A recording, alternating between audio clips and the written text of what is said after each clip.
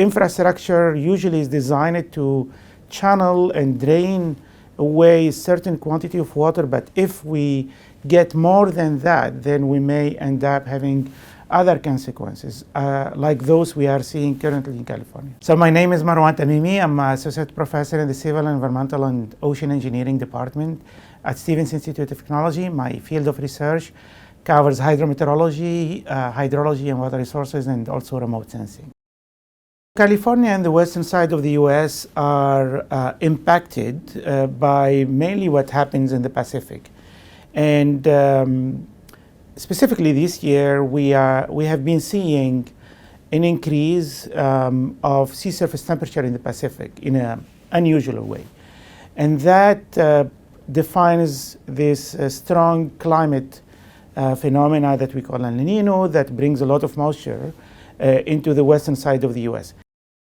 Weather keeps evolving and we are always in a catch-up mode, basically. So as we update our infrastructure to make it suitable to deal with atmospheric rivers and heavy rainfall events, those events, they evolve, and next time they happen, they bring more water with them. So we always have to update our infrastructure to deal with this increasing frequency of and magnitude of these events. The idea now is to find a way to build a smart infrastructure that leverage what was built throughout the years, but try to deal with the quantity of water we get in a very short time, and then try to store as much as we could of that water.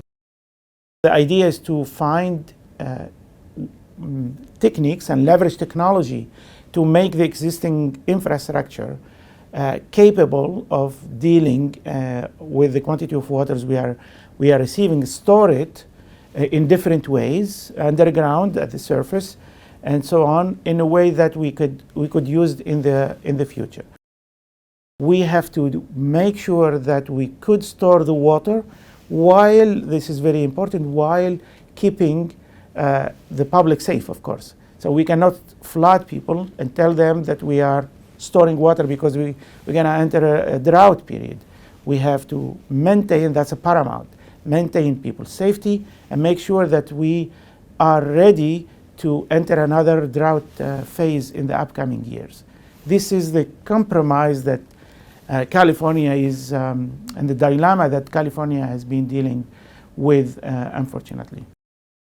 Adding probably the use of technology, better weather forecast, better optimized techniques to store water here and there instead of relying on major infrastructure and big reservoirs that may cost billions of dollars to build. We may start building smaller ones and store water at the local scale rather than the bigger one with bigger investment. As the storm happens and evolves, we can leverage a network of sensors. They're not expensive. They could be low-cost sensors, but in a way reliable sensors in a dense network of measurements and observation that tell us how exactly the storm is happening and evolving and which area is being impacted more severely than others. So we can act in a better way. We can evacuate people in a more efficient